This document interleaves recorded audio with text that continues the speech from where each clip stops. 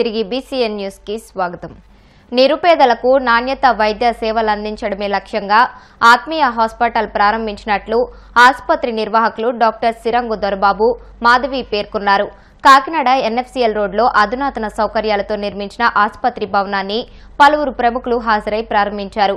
Kakinada city rural ఎమ్మెల్యేలు వనమాడి కొండబాబు, పంతం Nanaji, Peddapuram MLA Nimmakayala Chinarajappa, నగరంలోని ప్రముఖ వైద్యులు ముఖ్య అతిథులుగా హాజరై జ్యోతి ప్రజ్వలన చేసి ఆసుపత్రిని ప్రారంభించారు.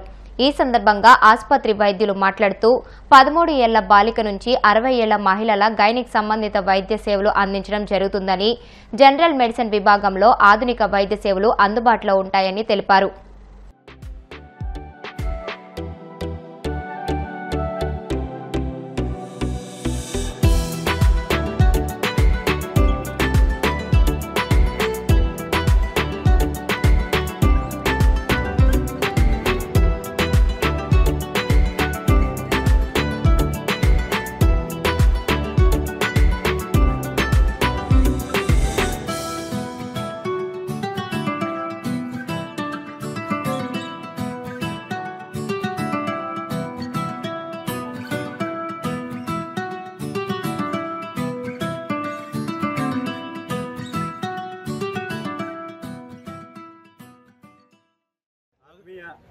హాస్పిటల్ ఈ రోజు కాకినాడలో ఎలా ఓపెన్ చేయడం జరిగింది. దొరబాబు, మాధవి ఇద్దరు కలిపి గత 10 సంవత్సరాలుగా కాకినాడలో ఆత్మీయ హాస్పిటల్ నడుపుతూ ఎంతో మంది పేషెంట్లు మన్నలను పొంది ఈరోజు సొంత బిల్డింగ్ కట్టుకుని సొంత బిల్డింగ్లోకి రావడం చాలా సంతోషం.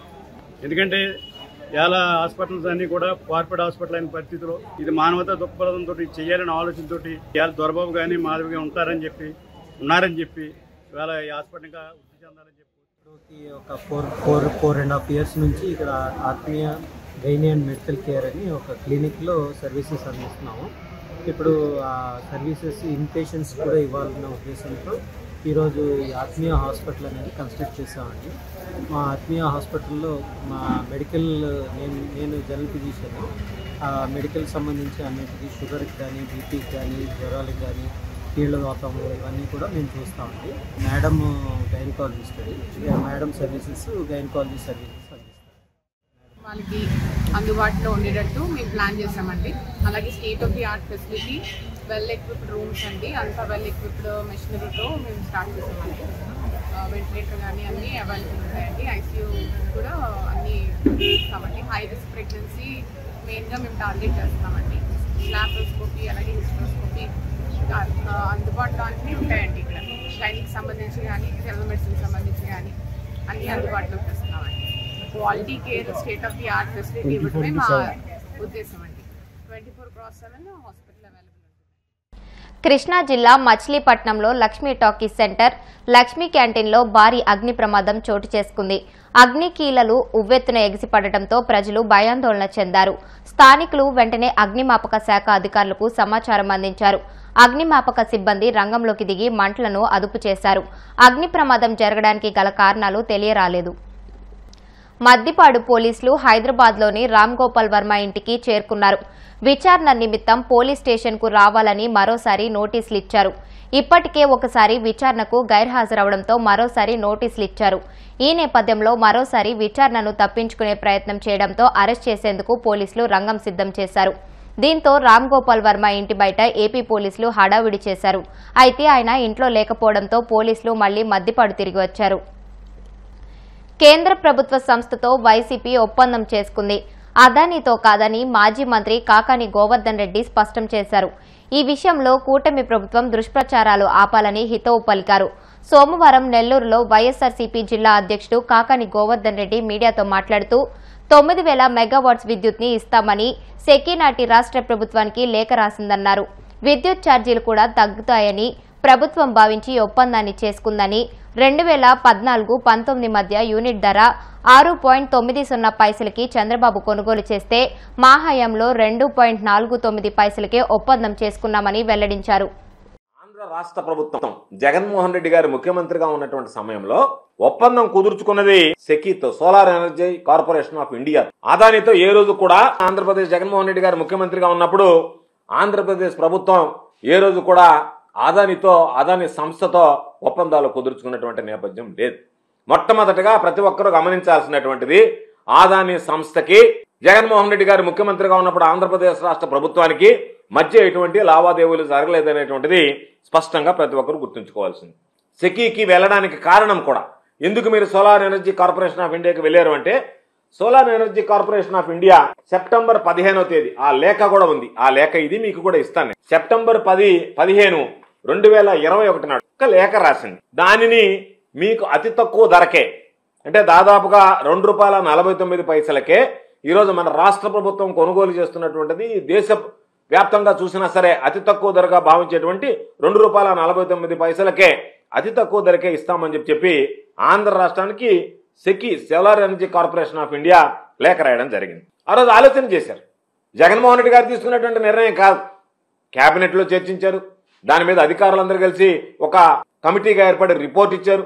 ఆ రిపోర్ట్లన్నీ ఆధారంగా చేసుకున్న తర్వాత అంతిమంగా దానిని ఆమోదించడం జరిగింది. కాబట్టి జగన్మోహన్ రెడ్డి గారు ఒక్కరేనో, జగన్మోహన్ రెడ్డి గారు మిగతా వాళ్ళు వద్దంటే జగన్మోహన్ రెడ్డి గారు ప్రమేయంతో జరిగింది అనేటువంటిది ఈరోజు కొంతమంది మాట్లాడుతుంటే నవ్వాలనో ఏడవాలనో తెలియనటువంటి విడ్డూరమైనటువంటి పరిస్థితి. కాబట్టి 15వ తేదీ రేఖ రాసిన తర్వాత ₹2.49 మేము విద్యుత్ ఇస్తామని చెప్పి వాళ్ళు ప్రకటించిన తర్వాత జగన్మోహన్ రెడ్డి గారు ఆలోచన చేశారు. ఈరోజు మనం 9 గంటలు గతంలో మాదిరి కాకుండా ఉచిత విద్యుత్ ఇస్తున్నాం రైతులకి. రైతుల ప్రయోజనాలను కాపాడాలి అంటే తక్కువ ధరకి విద్యుత్ ఇస్తే ఈరోజు మరలా చూస్తే విద్యుత్ కనెక్షన్లు ఆగిపోయాయి.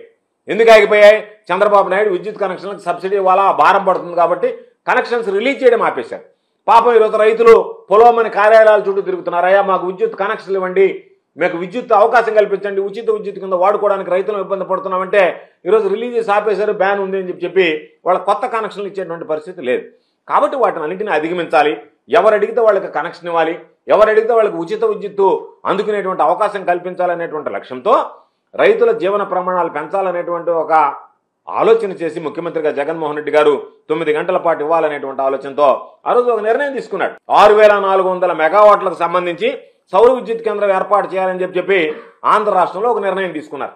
ఆ నిర్ణయం తీసుకుంటే ఆ నిర్ణయానికి కూడా తూట్లు పొడిచింది చంద్రబాబు నాయుడు గారి కోర్టుకు పంపించి దాన్ని చిన్నంగా న్యాయపరమైనటువంటి చిక్కులు దానికి సృష్టించి దానిని ఆపించాడు. వాటన్నిటిని కోర్టు చేస్తూ ఈ విధంగా మీరు 6400 మెగావాట్లకు వెళ్ళారు, మీకు ఇంకా అవసరం ఉంది కాబట్టి దానికి సంబంధించి మేము మీకు ముందుకు వస్తాం. 2024 సెప్టెంబర్లో ఒక 3000 మెగా యూనిట్లు ఇస్తాం, 2025లో ఒక 3000 మెగావాట్లు విద్యుత్ ఇస్తాం, 2026 సెప్టెంబర్ కల్లా మరో 3000 మెగావాట్లు, అంటే దాదాపుగా ఒక 9000 మెగావాట్ల విద్యుత్ మేము ఈరోజు మీకు అతి తక్కువ ధరకు ₹2.49 ఇస్తాము. మీరు చెప్పినటువంటి ఆ సంస్థను మీరు ముందుకు వెళ్ళడానికి టెండర్ల సమస్య ఉంది కాబట్టి ఆ బాధ్యత కేంద్ర ప్రభుత్వమే సంస్థ అనేటువంటి మేము తీసుకుంటాము అని చెప్పి solar energy corporation of India రాష్ట్ర ప్రభుత్వానికి లేఖ రాయడం జరిగింది. దాని మీద అన్ని రకాల ఆలోచన చేశారు. ఈరోజు కొనేటువంటి రేట్ ఎంత ఉంది, ఇది తీసుకుంటే మనకి ఎంత భారం తగ్గుతుంది, ఎంత ప్రయోజనం చేకూరుతుంది రాష్ట్ర ప్రజలకు కానీ రైతాంగానికి కానీ అనేటువంటి ఆలోచన చేసి డిస్కమ్లకు సంబంధించి ఈ రోజు కొనుగోలు చేసేటువంటి విద్యుత్ ఛార్జీలు కూడా తగ్గుతాయి.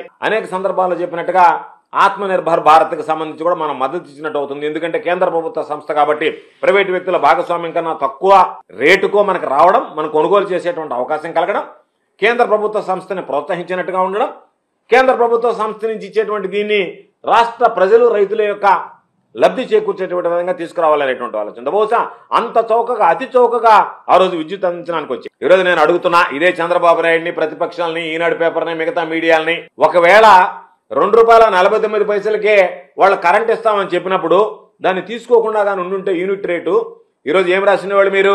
ఆ రోజు ₹2.49 ఇస్తాననింది అది కేంద్ర ప్రభుత్వ సంస్థ. అయినా మీరు లాలుచిపడి రకరకాలైనటువంటి వాటితో మీరేదో ముడుపులు ఆశించి దానిని తీసుకోలేదు కాబట్టి పెద్ద తప్పు చేశారని చెప్పి గొగ్గోలు పెట్టేటువంటి వాడు. అంటే మీరు ఏదైనా మాట్లాడతారు, నరవలేనటువంటి నాలుక మడతేసి మాట్లాడతారు, తిప్పి మాట్లాడతారు, తిరగేసి మాట్లాడతారు. చంద్రబాబుకి, తెలుగుదేశం పార్టీకి అలవాటు, ఆనవాయి. వాళ్ళ తానా అంటే తందానా అన్నట్టుగా కొన్ని పత్రికలు, మీడియాలు దానిని ఏదో ఒక విధంగా ఈరోజు వాటిని ప్రజల్లోకి ఏ విధంగా దుర్మార్గంగా తీసుకువెళ్ళాలనేటువంటి. వార్తలు ముగించే ముందు ముఖ్యాంశాలు మరొకసారి. మచిలీపట్నం నియోజకవర్గాన్ని క్రీడలకు కేంద్రంగా మారుస్తాం, ప్రజలకు హామీ ఇచ్చిన మంత్రి కొల్లు రవీంద్ర.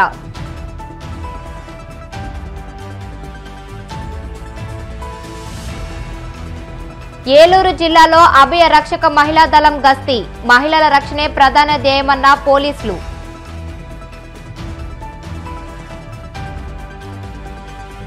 ద్రాక్షారామం మాణిక్యాంబ సమేత భీమేశ్వర స్వామి ఆలయంలో కార్తీక పూజలు. స్వామిని దర్శించుకుని తరించిపోయిన భక్తజనం.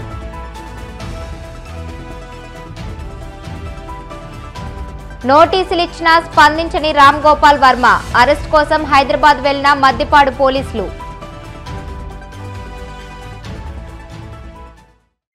ఈ వార్తలు ఇంతటితో సమాప్తం. మరిన్ని వార్తల కోసం BCN digital YouTube channel, Facebook page ని ఫాలో అవ్వండి. అప్డేటెడ్ వార్తల కోసం ప్లీజ్ సబ్స్క్రైబ్.